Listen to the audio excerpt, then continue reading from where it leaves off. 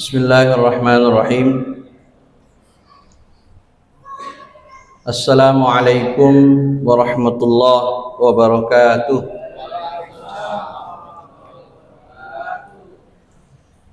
Alhamdulillahilladzi ja'ala syahra ramadhana syahra siyam. Wassalatu wassalamu ala asyrafil anbiya'i wal mursalin wa ala alihi wa ashabihi wa man tabi'ahum bi ihsanin ila yaumiddin, amma ba'd. Hadirin wal hadirat, Bapak dan Ibu, hadirin wal hadirat yang dimuliakan Allah Subhanahu wa taala. Alhamdulillah, malam hari ini kita memasuki malam ke-27 Ramadan.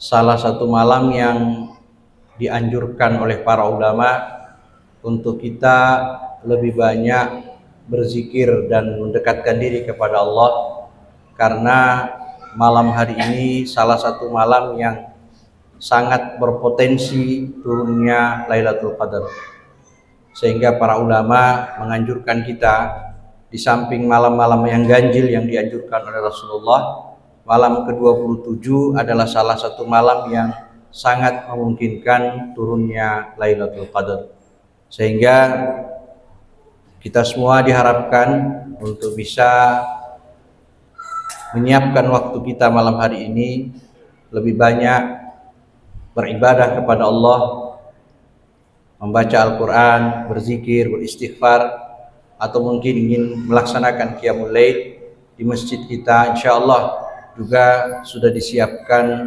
makanan sahur kepada para jamaah yang ikut beriktikaf di masjid yang kita cintai ini. Hadirin yang dimuliakan Allah Subhanahu wa taala, suatu ketika Rasulullah sallallahu alaihi wasallam dengan beberapa sahabatnya sedang bercengkrama, duduk berbincang-bincang. Tiba-tiba datanglah salah seorang pemuda dari kaum Ansar menjambangi Rasulullah sallallahu alaihi wasallam. Pemuda ini kemudian minta kepada Rasulullah. Dia ada kebutuhan untuk makan keluarganya, lalu kemudian datang kepada Rasulullah untuk meminta sesuatu untuk diberikan kepada keluarganya. Namun saat itu Rasulullah kemudian tidak menjawab permintaan itu, kecuali bertanya kepada pemuda tadi, "Kamu punya apa di rumah? Apa yang kamu miliki yang ada di rumah kamu hari ini?" Pemuda itu mengatakan, "Aku memiliki hanya ada 2 ya Rasulullah." Kata Rasulullah, "Kalau begitu bawa kedua barang itu ke sini dan tunjukkan kepadaku." Maka sahabat itu bergegas pulang ke rumahnya dan mengambil 2 barang tersebut dan diantarkan kepada Rasulullah SAW yang masih berkumpul dengan sahabatnya. 2 barang itu adalah, yang satu kuali, ada yang mengatakan itu mangkok, yang satu sehelai pakaian. Lalu 2 barang itu diambil oleh Rasulullah SAW dan dilelang kepada seluruh sahabat yang hadir. "Wahai sahabatku, ini ada pemuda yang datang meminta kepadaku. Dia membawa 2 barang. Mungkin jika ada di antara kalian yang ingin membelinya, itu akan sangat membantu kepada sahabat kita." Maka ada salah seorang sahabat yang memberanikan diri membeli 2 barang tersebut seharga 2 dirham. Ketika uang itu dibayarkan kepada Rasulullah SAW, Rasulullah memanggil pemuda tadi, "Wahai fulan, ini harga barang yang tadi kau miliki. Harganya sebanyak 2 dirham. Maka 1 dirham kamu serahkan kepada keluargamu untuk dibelikan makanan, untuk memenuhi kebutuhan pangan keluargamu. Dan 1 dirham lagi kamu gunakan untuk membeli kampak di pasar."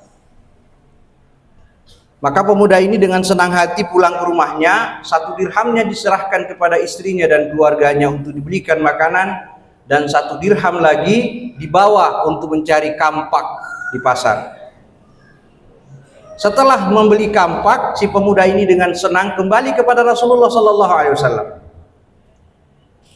Maka Rasulullah menerima kampak tersebut dan mengatakan, "Fulan, sini saya ajarkan kepada kamu untuk cara membelah kayu dan memotong kayu." Maka Rasulullah memberikan contoh kepada pemuda tadi bagaimana cara membelah kayu, bagaimana cara memotong kayu. Setelah dia paham, Rasulullah kemudian memanggil lagi si pemuda tadi, "Wahai fulan, ini kampak, bawa pulang. Mulai hari ini kamu mencari kayu bakar dan saya tidak mau melihat engkau selama 15 hari. Kayu bakar yang kamu dapat, kamu jual ke pasar. Setelah 15 hari, kembali lagi ketemu saya." Maka si pemuda ini dengan senang hati, karena ini adalah anjuran Rasulullah SAW, dia melakukan apa yang diperintahkan Rasulullah. Setiap hari selama 15 hari, dia datang ke hutan untuk mencari kayu bakar, lalu dijual ke pasar. Dan Masya Allah, dalam waktu 15 hari, si fulan ini, si sahabat Ansar ini, dalam 15 hari mampu mengumpulkan uang sebanyak 15 dirham. Dan sejak saat itu, dia tidak lagi mengemis, dia tidak lagi meminta-minta, bahkan tidak lagi datang kepada Rasulullah untuk meminta makanan untuk keluarganya. Setelah 15 hari, kemudian si fulan ini datang kepada Rasulullah SAW dan menceritakan kondisi yang dialaminya. Maka Rasulullah SAW bersabda, "Hadza khairul laka min an taji'al mas'alah nuqtatan fi wajhika yaumal qiyamah." Kata Nabi, ini cara yang paling mulia, paling baik yang kamu lakukan daripada kamu datang mengemis-ngemis dan meminta-minta kepada orang lain. Karena jika engkau datang meminta-minta kepada orang lain, sesungguhnya engkau telah mencabik-cabik wajahmu nuqtatan yaumal qiyamah, merusak wajahmu nanti di hari kiamat. Karena ada sebuah hadis Rasulullah SAW, orang yang setiap hari atau setiap saat datang mengemis kepada orang lain untuk memenuhi kebutuhannya, nanti kelak nanti di hari kemudian, yaumul qiyamah, wajahnya akan datang tanpa daging, yang ada hanya tengkorak. Bahkan kata Rasulullah, wajahnya tercabik-cabik oleh dirinya sendiri. Maka Rasulullah SAW melanjutkan sabdanya, "Innal mas'alata la tusluhu illa bisalasa." Sesungguhnya orang yang meminta-minta itu hanya dibolehkan dalam 3 kondisi. Kondisi yang pertama, kata Rasulullah SAW, lidhi fakrin mudqi. Orang yang dibolehkan meminta-minta yang pertama adalah orang-orang yang benar-benar fakir, dia tidak punya lagi bahan pangan untuk dimakan, lalu dia datang meminta kepada saudaranya. Ini masih dibolehkan untuk meminta-minta. Yang kedua, kata Rasulullah, lidhi gurmin mufti'. Yang kedua adalah orang yang terlilit hutang. Dia sudah tidak sanggup lagi membayar hutangnya, sehingga dia butuh orang lain untuk bisa membantu melunasi hutangnya. Dan yang ketiga, kata Rasulullah SAW, lidhi damin muji'. Orang yang mempunyai hutang diat itu adalah pembayaran yang harus dibayarkan oleh seseorang kepada keluarga yang dibunuhnya. Ada orang yang dibunuhnya, kemudian pada saat akan dijatuhkan hukum qisas, si pihak keluarga memaafkan kesalahan orang yang membunuh tadi, tetapi meminta bayaran tertentu dari sejumlah uang. Itu namanya diat. Nah, jika ada orang yang harus membayar diat, lalu dia tidak mampu memenuhi pembayaran diat tersebut, lalu dia datang meminta kepada orang lain, ini salah satu yang dibolehkan untuk datang meminta-minta kepada saudaranya. Selain 3 orang tadi, dalam kondisi 3 tadi, maka tidak dibolehkan meminta-minta. Itu yang disebutkan oleh Rasulullah di awal hadis tadi, bahwa hadza khairul laka, ini lebih baik kepada engkau wahai pemuda daripada engkau datang meminta-minta yang nanti karena perbuatanmu sesungguhnya engkau telah mencabik-cabik wajahmu nanti di hari kemudian. Engkau akan datang menghadap Allah dalam kondisi wajah yang tanpa daging. Wa na'udzubillahi min dzalik. Hadirin yang dimuliakan Allah Subhanahu wa taala, Hadis ini sesungguhnya ingin mengingatkan kepada kita, jangan biarkan saudara-saudara kita mengemis. Jangan biarkan saudara-saudara kita meminta-minta. Jika kita mampu membantu saudara kita, bantu mereka.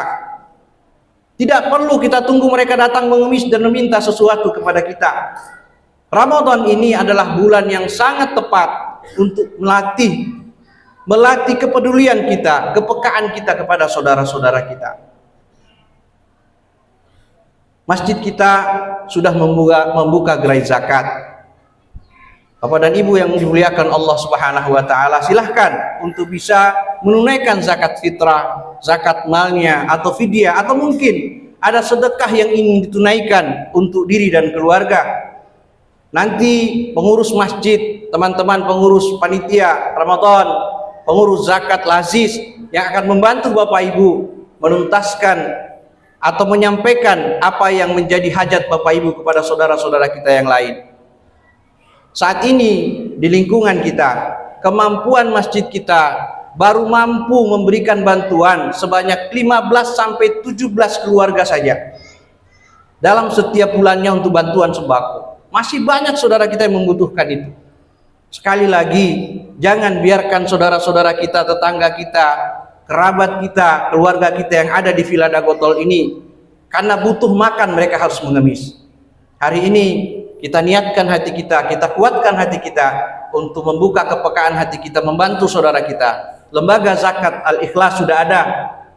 Kita salurkan apa yang kita miliki hari ini agar supaya saudara-saudara kita yang membutuhkan bisa terpenuhi kebutuhannya sehari-hari. Tidak saja di bulan Ramadan, bahkan harapan kita pengurus masjid agar supaya ini bisa terlaksana tidak saja di bulan suci Ramadan ini, tetapi di luar bulan suci Ramadan, di mana mereka juga banyak membutuhkan kebutuhan yang lain. Ini saja mungkin yang bisa saya sampaikan. Semoga kita semua senantiasa diberikan hati yang jernih oleh Allah Subhanahu wa taala, diberikan hati yang penuh dengan kepekaan dan rasa cinta kepada saudara-saudara kita yang lain. Man la yarham la yurham, kata Nabi. Barang siapa yang tidak bisa memberikan perhatian, barang siapa yang tidak bisa memberikan kasih sayang, dia tidak akan pernah mendapat rahmatnya Allah Subhanahu wa taala. Terakhir, saudara-saudara, Bapak Ibu yang dirahmati Allah Subhanahu wa taala, hari ini ada keluarga kita, ada saudara kita yang dipanggil Allah Subhanahu wa taala, Ananda Raden Usman bin Najamuddin. Kami berharap kesediaan Bapak dan Ibu semuanya setelah sholat tarawih nanti menyiapkan waktu sejenak saja untuk mensolat jenazahkan almarhum, karena sholat jenazah ini pahalanya juga luar biasa. Jangan dilihat sesuatu yang tidak punya manfaat, tapi sholat jenazah ini pahalanya luar biasa. Ketika kita mensolat jenazahkan saudara kita, kata Nabi, orang yang mensolat jenazahkan saudaranya, maka dia mendapatkan pahala 1 qirat.